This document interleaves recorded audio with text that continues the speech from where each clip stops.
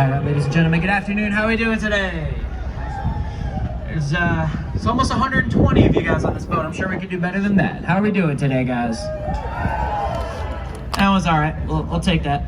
Welcome aboard the world famous River Queen. We're on our 90-minute sightseeing cruise. We're going to spend the next hour and a half here checking out some of our city. We're going to go by one of our yachting marinas, eventually down into the downtown historic area of Fort Lauderdale, and eventually into Port Everglades as well, where maybe we'll be able to check out some cruise ships.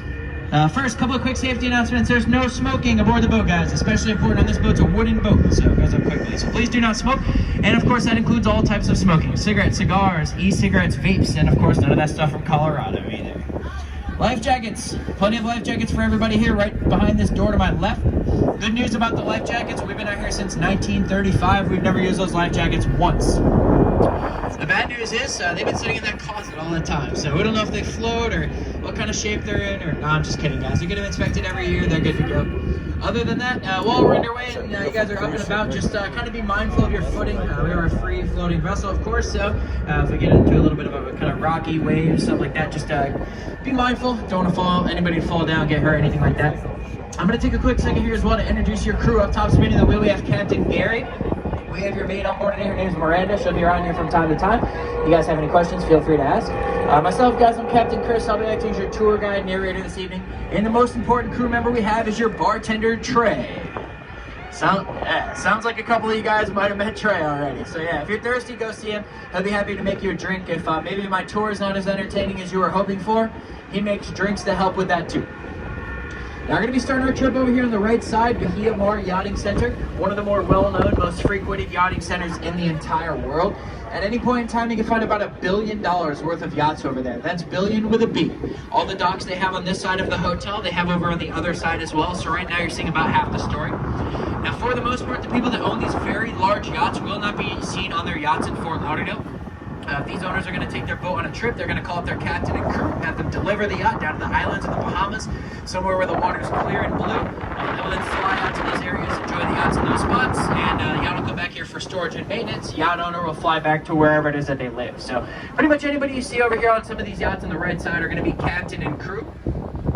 Now, this yachting marina, along with the Fort Lauderdale International Boat Show, which takes place in the waterway right here in front of us the first weekend of November every year, are part of the reasons why they call Fort Lauderdale the yachting capital of the world. Now, there's a couple more reasons for that, which I'll point out here by the end of our trip. But first, over here on the right side, going by this yacht Amaryllis, that one's 260 feet long, 257 to be exact. Now, I'll tell you guys, as we're going by all these yachts, a little bit about yachting as an industry. Yachting is pretty much the most efficient way to burn through money that anybody has ever thought of. Let me explain. We got this yacht over here on the right, Plan B. That one's about 130 feet long. Used yacht of that size is going to cost you somewhere between, 12 and $15 million. So you just spent $15 million on your yacht. You're ready to go on a trip, right? No, nobody's going to be able to drive that yacht, maintain the systems on board, and navigate without some very extensive training for that. You hire a captain. As a rule of thumb, captains on these yachts are making on average about $1,000 per foot of the vessel per year. 130-foot yacht, you'll be paying your captain roughly $130,000 a year. You're going to need a first mate on that boat, an engineer, sometimes even a chef. They all make $100,000 a year each. You're going to need 4 or 5 deckhands on a boat like that, spending their day washing and waxing the outside of the yacht, making sure it looks its best at all times. They're going to be making about $50,000 a year each to start. And you're also going to need hospitality crews, stewards and stewardesses, 2 or 3 of them, making sure the inside of your yacht's taken care of. Same thing with those guys, $50,000 a year to start. So when you buy a yacht of that size, it comes with a crew of about 10 to 12 that make on average $75,000 a year. That's for a 130-foot yacht. We get yachts here in Fort Lauderdale, sometimes as large as about 320, 350 feet. Crew on a yacht that size is going to be somewhere between 35 and 50 people, depending on rotations and how long every crew member spends on the boat and things like that. So yachting is not an inexpensive sport by any means, that's for sure. That one down on the left on the end, you guys mentioned that I mentioned briefly there, Amaryllis, as I mentioned, 270 feet long. To get a yacht like that custom built for you, brand new, will be about $150 million. $150 million that boat was built for over there on the left. Now I got this neighborhood here on the right, Idlewild, first neighborhood residentially developed on the water like that here in Fort Lauderdale. It's also unique on our trip in the sense that you're looking at the front yards, front sides of these houses. Everywhere else on our Jungle Queen trip, you'll be looking at the backyards, back sides of the homes. Now because of that, these houses are worth a little bit less, relatively speaking, of course. To use some real estate terms, to put that in perspective for you, these guys don't actually have waterfront property. They only have water view property due to the fact that there's a street separating the house from the water. So these poor folks have to wake up every morning, pack the cooler, and drag it all the way across to the boat.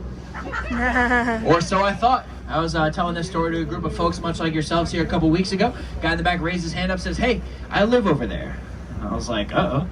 But he was a really nice guy. I got talking to him for a while, and he did inform me that they hire folks to drag the cooler across the boat. So there you go. If you guys are from South Florida, maybe you spent a lot of time here back in the late 1990s, early 2000s, you're probably familiar with a gentleman named Mike Maroney. If you're not from South Florida, you probably don't know that name, but he was a car dealer. He owned a chain of car dealerships in South Florida back in those days. He ended up selling all those dealerships to a company called Auto Nation. And then he bought himself this place over here on the right side, just behind that slow speed minimum wake sign. You see the place with the striped awnings there. Mike Maroney. He's got that large tree there in the backyard, banyan tree. You can see the rest of it there on the right side. That tree there's over 200 years old. I brought it over here from India to put in the backyard there. Now, just across the canal from Maroney's place here on the right side as well, you're going to start to see this home with the gazebo in the backyard up there on the right side. That home used to belong to the Bush family. Yeah, not the Georges though, not the presidents. These are the Bushes of Anheuser-Busch, Bush beer. Yeah, so because of that, we call those lights out on the dock there Bud Lights. And that house was also used in the filming of the movie Where the Boys Are. That came out back in 1961. It was a story about what a great time everybody was having here in Fort Lauderdale during the U.S. college spring break. And that movie ended up jumping from college campus to college campus, largely I think as a catalyst, and ended up making Fort Lauderdale the #1 spring break destination in the entire world back in the mid-1980s. Back in those days, we used to have about 350,000 spring breakers here every year. It doesn't sound like a whole lot by today's standards, but back then we only had about 80,000 permanent residents. So spring breakers were outnumbering residents almost 4 to 1, roughly 4 to 1 back in those days. Now I mentioned to you guys that we've been out here since 1935. We've left our docks pretty much the same time every single day for all of those years. The people that live in these houses, they've taken notice to our schedule. A lot of times they will come out here to wave to the folks on the Jungle Queen. So if you see somebody in their backyard waving at you, give them a wave back. We definitely appreciate that. Now coming up here on our left side, we're going to see this place with a fenced-in basketball court there. That home on the corner there where that basketball court sits is part of the largest residential real estate deal ever done in Broward County history. Corner home there, $26.5 million. The house on the other side, which you can't see right now, $14.5 million. One person bought both properties combined $41 million. Now, probably the most interesting part of that story is that they didn't even like that house. When they purchased it, it didn't look anything like that. It was painted yellow. There were orange barrel tiles on the roof, archways between the columns. It's kind of a Mediterranean-style design. They then took 2 years and transformed it into that white Key West style home you see over there on the left. So $26.5 million on a house that they considered a 2-year renovation project. Now you'll see some of these wooden signs here on the waterway on the left side. Those are channel markers. They serve as aids to navigation to the boat traffic out here on the various kind of converging waterways in this area.